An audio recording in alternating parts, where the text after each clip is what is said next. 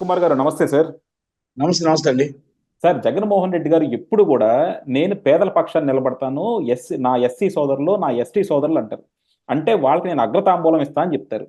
అవన్నీ చూస్తుంటే ఓన్లీ మాటల్లోనేమో చేతలు ఎక్కడా లేవేమో అనిపిస్తా ఉంది సార్. ఎందుకంటే తోట ఉమ్. త్రిమూర్తులు గారు, ఎందుకంటే ఆయన కొంతమంది దళితుల్ని శిక్షించి దండించి కొంతమందికి శిరోమండనం చేసి ఆ కేసు ఎప్పుడో 1990లో జరిగితే ఇప్పుడు ఆయనకి శిక్ష ఖరారు చేసింది హైకోర్టు. అలాంటి వ్యక్తికి, అలాంటి నేపథ్యం ఉన్న వ్యక్తికి జగన్మోహన్ రెడ్డి గారు ఫస్ట్ ఆఫ్ ఆల్ అసలు ఎమ్మెల్యేగా ఎలా టికెట్ ఇస్తారు? సరే టికెట్ ఇచ్చారు, ఈ రోజు శిక్ష ఖరారైంది, వీళ్ళు అప్పీల్ చేసుకోవచ్చు అనుకోండి సుప్రీంకోర్టులో. కానీ నా ఎస్సీలు నా ఎస్టీలు అనుకునే జగన్మోహన్ రెడ్డి గారు కనీసం ఆయనకి ఇప్పుడన్నా సరే వెనక్కి తీసుకోవాలి కదా, ఇప్పుడన్నా సరే ఆయన్ని దూరం పెట్టాలి కదా. కానీ ఇప్పుడు కూడా ఆయనకి సపోర్ట్ చేస్తా, ఆయన కంటెస్ట్ చేస్తారని చెప్తున్నారు. సో దీన్ని ఎలా చూడాలి? నిజంగా జగన్మోహన్ రెడ్డి గారికి దళితుల మీద ప్రేమ ఉందా, లేకపోతే దళితుల మాటలు ఎలక్షన్ల కోసం ఓట్ల కోసం వాడుకునేటట్టు మనం చూడాలా? జగన్మోహన్ రెడ్డి గారు మాటలు వేరు, చేతలు వేరండి. మాటల్లో ఉన్నది చేతల్లో చేయరు.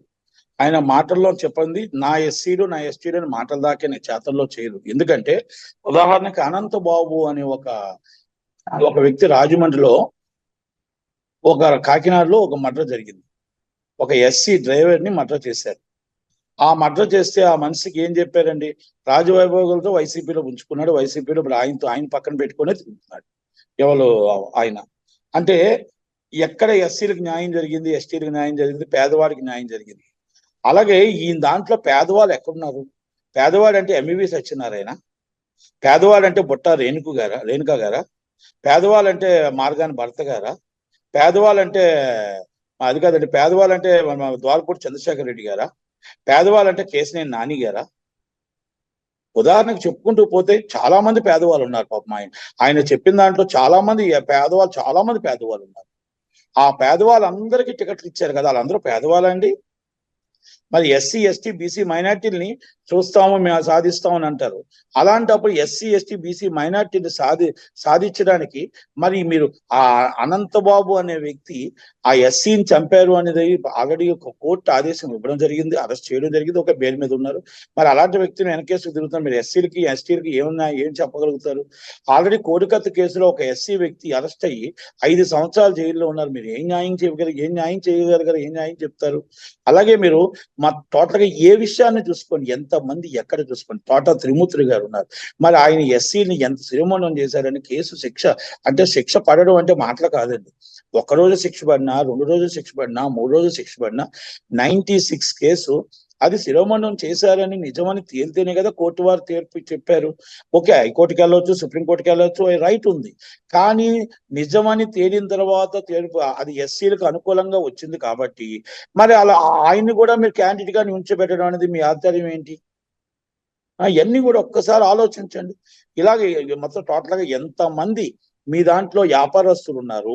కోట్ల విజయసాయి రెడ్డి గారు పేదవాడండి? ఇలా విజయసాయి రెడ్డి గారు పేదవాడా? కాకాని గోవర్ధన్ రెడ్డి గారు పేదవాడా? ఆదాల ప్రభాకర్ రెడ్డి గారు పేదవాడా? వీళ్ళందరూ బాలినేని శ్రీనివాసరెడ్డి గారు పేదవాడండి? నేనేమంటానంటే ఎంతమంది మీ దాంట్లో ఎస్సీ ఎస్టీలని గౌరవిస్తున్నారు? మొత్తం టోటల్ గా ఇలాంటి దాంట్లో మరి మీ పార్టీకి మీరు చెప్పిన దానికి దీనికి తేడా ఏంటి? ఒక్కసారి మీ ఆత్మరక్షణ చేసుకోండి. మీరు ఒక్కసారి ఆలోచించుకోండి. జగన్మోహన్ రెడ్డి గారు, మీరు చేస్తుంది నిజంగా ఎస్సీలు ఎస్టీలు బీసీలకి మీరు న్యాయం చేస్తున్నారా? కాపుల్ని మీరు బీసీలో చేస్తలేమన్నారు, అయినా ముద్రగడ పద్మనాభం గారు మీ దగ్గరికి ఎందుకు వచ్చాడు? ఈ రోజు పవన్ కళ్యాణ్ గారి మీద కోపంతో ఓడించాలని చూస్తున్నాడు.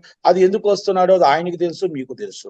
అంటే నేను ఎందుకు చెప్తున్నానంటే ప్రతి విషయాల్లోనూ కూడా మీరు ఓన్లీ నేను డబ్బు ఉంది, నేను రాజకీయం చేస్తాను అని అంటే ఎవరో రాజకీయాలు కాదండి. ఈ రోజు రోడ్లు బాగున్నాయా, ఇల్లులు బాగున్నాయా, మన కుటుంబం బాగుందా, కరెంటు బాగుందా, ఇవన్నీ కూడా ఆలోచిస్తారు జనాలు కూడా.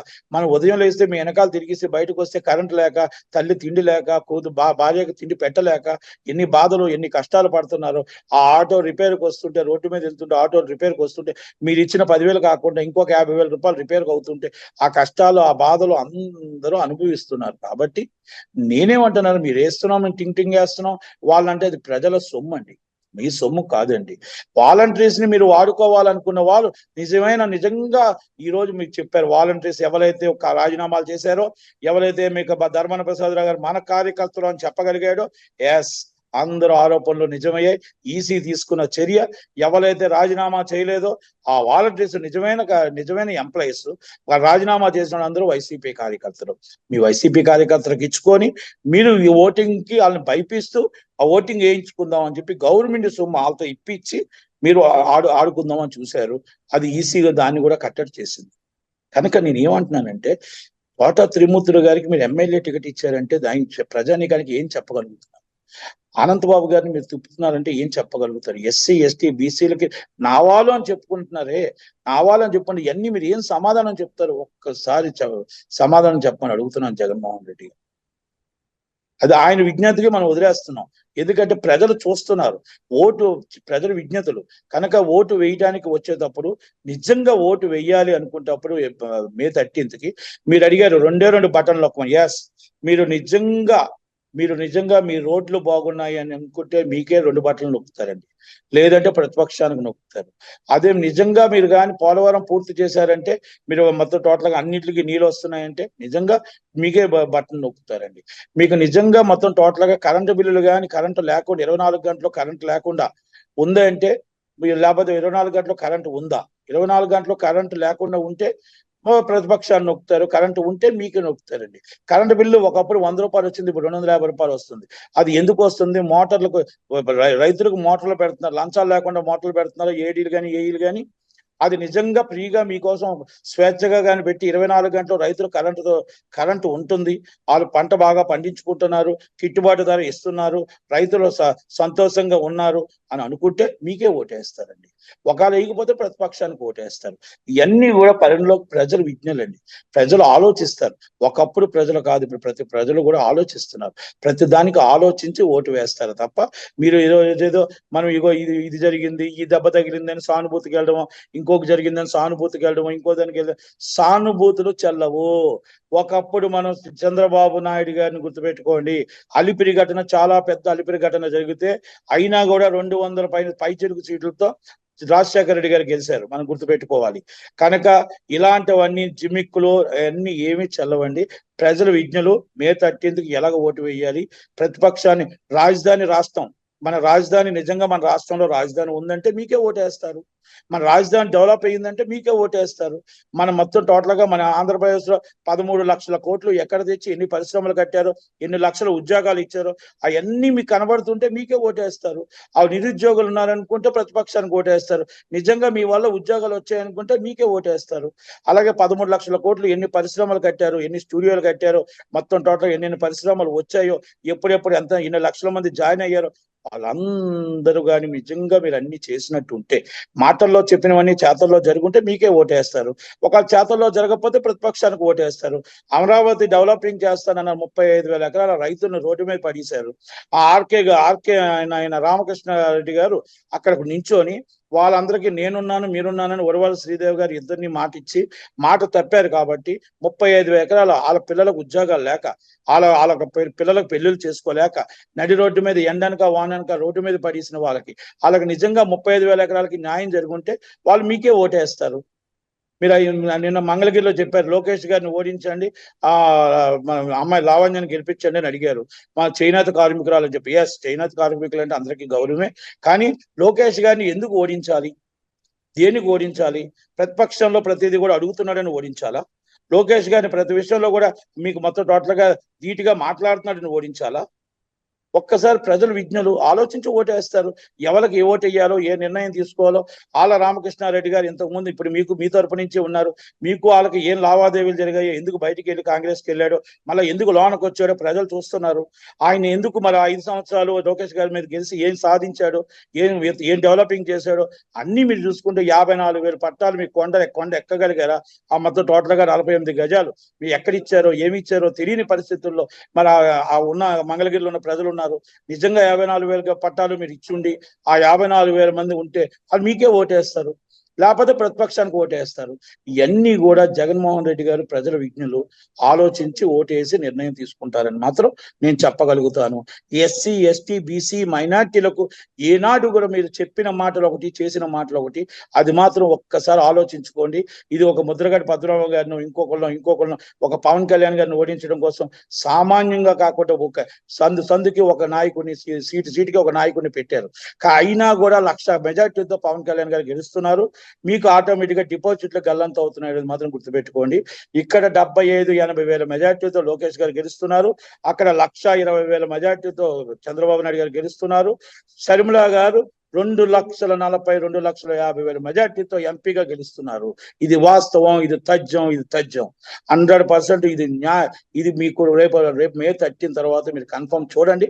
ప్రజలు నిర్ణయించుకున్నారు. ప్రజలు నిర్ణయానికి మనం కట్టుబడి ఉండవలసిందే. కంపల్సరీ మనం జరిగిన 5 సంవత్సరాలు అన్యాయమా న్యాయమా అని మీ విజ్ఞతకు వదిలేస్తున్నాం. పోలవరం ఎందుకు కట్టలేకపోయామంటే మన అంబటి రాంబాబు గారు చెప్తున్న ఒక న్యూస్ ఛానల్లో హాస్యాస్పదంగా ఉంది. ఆ నవ్వు వస్తుంది ఆయన చెప్తున్న మాటలకి దానికి. అంటే ఇది నాకు ఏమీ తెలియదు, నన్ను అడక్కండి రా బాబు అన్నట్టు ఉంది. కనుక ఒక టెక్నీషియన్ ఇది ఒకటి అర్థం కాదు సార్. అసలు అంబటి రాంబాబు గారు జగన్మోహన్ రెడ్డి ప్రతిపక్షంలో ఉన్నప్పుడు ఎంత కంటెంట్ తో మాట్లాడేవాళ్ళు. మామూలుగా కనుక అంబటి రాంబాబు గారిని మనం 2014 ముందు కానీ లేకపోతే 2014 తర్వాత కానీ చూసామనుకోండి, ఆయన ఏ ప్రెస్ మీట్ పెట్టినా సరే చాలా మంచి కంటెంట్తో ఉండేది. ప్రతి దానికి అసలు ప్రాపర్ రిప్లైస్ ఇచ్చా ఉండేవాళ్ళు అనమాట. ఘాట్ రిప్లైలు అంటాను చూసారా, అలా ఇచ్చేవాళ్ళు. కానీ ఎందుకు ఒకసారి మంత్రి అయినాక కంప్లీట్ గా వీక్ అయిపోయారు, అసలు ఏది మాట్లాడలేకపోతున్నారు. మీకు మంత్రి అయినాక మీకు మొత్తం టోటల్ గా పెయింటింగ్ వేసుకున్నాడు ఆయన. మంత్రి అయిన తర్వాత వైట్ అయ్యాడు. వైట్ అయిన తర్వాత ఆటోమేటిక్ గా మంత్రి అయిన తర్వాత అబద్ధాలు ఎక్కువ ఆడవలసి వచ్చింది.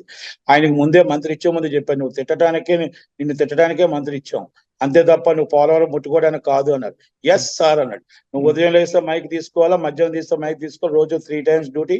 నువ్వు 3 times తిడుతూనే ఉండాలా, ఇదే నీ డ్యూటీ. అమ్మ రోజమ్మ నువ్వు 4 సార్లు తిడుతూనే ఉండాలా, నీది డ్యూటీ. అమర్నాథ్ నువ్వు 4 సార్లు తిడుతూనే ఉండాలి, గుడివాడ అమర్నాథ్ గారికి 4 సార్లు, జోగు రమేష్ గారికి. అలా మొత్తం టోటల్ గా ఒక 5 మంత్రుల్ని పెట్టారు. దానికి వచ్చి ఒక చైర్మన్ గా పోసాని కృష్ణమూర్తి గారు పెట్టారు. ఎవరు ఎక్కువ తిడితే వాళ్ళకి అవార్డులు ప్రమోషన్ ఇవ్వండి అని చెప్పేసి. సినిమా వాళ్ళ అవార్డులు సార్ సినిమా వాళ్ళ అవార్డులకు నేను ఎఫ్డీసీ చైర్మన్ గా పెట్టలేదు, వీళ్ళు తిట్టిన దానికి అవార్డులు పెట్టమని చెప్పేసి ఆయనకి ఎఫ్డీసీ చైర్మన్ పెట్టారు. అందుకే నాటక ఉత్సవాలు, నంది అవార్డులు మార్చేశారు. అవార్డులు మారిపోయి, నందులు మారిపోయి, అన్ని మారిపోయి. సినిమా వాళ్ళకి అవార్డులు లేవు, ఓన్లీ తిట్టిన వాళ్ళకి అవార్డులు అన్నట్టు వచ్చింది. కనుక ఇవన్నీ కూడా రాష్ట్రంలో తిట్లు రాజకీయం, తిట్లు పురాణం, రాళ్ళు రాజకీయం, ఇవన్నీ కూడా జనాలు చూస్తున్నారు, ఇసుకెక్కిపోతున్నారు. మన వైఎస్ వివేకానంద రెడ్డి గారిని ఎవరు చంపారో ఇప్పటికీ కూడా తెలియదే. ఏంటి ఈ కర్మ మనకు ఆంధ్రప్రదేశ్ లో? ఈ రోజు ల్యాండ్ ఆర్డర్ ఎంత వీక్ గా ఉందా? అలాగే మనం ఈ రోజు కూడా కోడికత్తి కేసులో ఏం జరిగిందో తెలియట్లేదే. ఆ రోజు జగన్మోహన్ రెడ్డి గారికి అన్యాయం జరిగింది, అమ్మో అయ్యో అని అనుకున్నామే. ఒక ఎయిర్పోర్ట్ లో, సెంట్రల్ ఎయిర్పోర్ట్ లో ఫుల్ సెక్యూరిటీ ఏరియాలో ఇలా జరిగింది ఏంటి అని అనుకున్నామే. అలాగే ఎన్ఐఏ యాక్ట్ ఈ రోజు దాకా కూడా ఇంకా ఏది కూడా తేల్చలేకపోయింది. ఈ రోజు ఒక సాక్షాత్తు మన ముఖ్యమంత్రికి ఇన్ని వేల మంది పోలీసులు, ఇన్ని లక్షల మంది జనాల మధ్యన ఈ విధంగా జరగడం అనేది ఎక్కడ లోపాగిస్తూ ఉంది, ఎక్కడ ల్యాండ్ ఆర్డర్ ప్రాబ్లం ఉంది? లేకపోతే ల్యాండ్ ఆర్డర్ అంతా కూడా పోలీసులంతా కూడా ఈ పొలిటికల్ వాళ్ళతో కలిసిపోయారా? ఏం జరిగింది అసలు? ఏం జరుగుతుంది? వాళ్ళు చెప్తున్న మీటింగుల్లో కూడా, మాటల్లో కూడా కంట పొంతన లేదే అన్న ఆలోచన ప్రజల్లోకి వచ్చేసింది. ప్రజలు ఆలోచిస్తున్నారు. కనుక ప్రతిపక్ష నాయకుడికి కూడా సెక్యూరిటీ లేదే. అసలు ప్రతిపక్ష నాయకుడు లేకపోతే సామాన్య ఎమ్మెల్యేకి ఏముంటది? అసలు ఏంటి విషయం? ఒక సామాన్య ఎమ్మెల్యే ఎలా నిలబడగలుగుతాడు, ఎలా రాగలుగుతాడు? ఈ రౌడీ ముక్కల దాడిలోని బయటకు ఏమైనా జరుగుతాయి ఎలా అని ఎలక్షన్ కమిషన్ ఎలా చేస్తుంది? ఎలక్షన్ ఎలా జాగ్రత్తగా స్వేచ్ఛగా మేము ఎలా ఓటేయాలి అన్న ఆలోచనలో ఆంధ్రప్రదేశ్ ప్రజలు పడ్డారని మాత్రం నేను చెప్పగలుగుతాను. చూద్దాం సార్. డెఫినెట్గా ఏంటంటే ప్రజలు మాత్రం బాగా ఆలోచిస్తున్నారు. అదొకట్లాగా ప్రజలు మోసపోయడానికి రెడీగా లేరనమాట. ఏది మంచి ఏది చెడు, ఎందుకంటే 5 సంవత్సరాలు నష్టపోయి ఉన్నారు కాబట్టి. సో డెఫినెట్గా ఈసారి ప్రజలు వైజ్ డెసిషన్ తీసుకుంటారని చూద్దాం. Thank you sir. Thank you very much. Thank you అండి.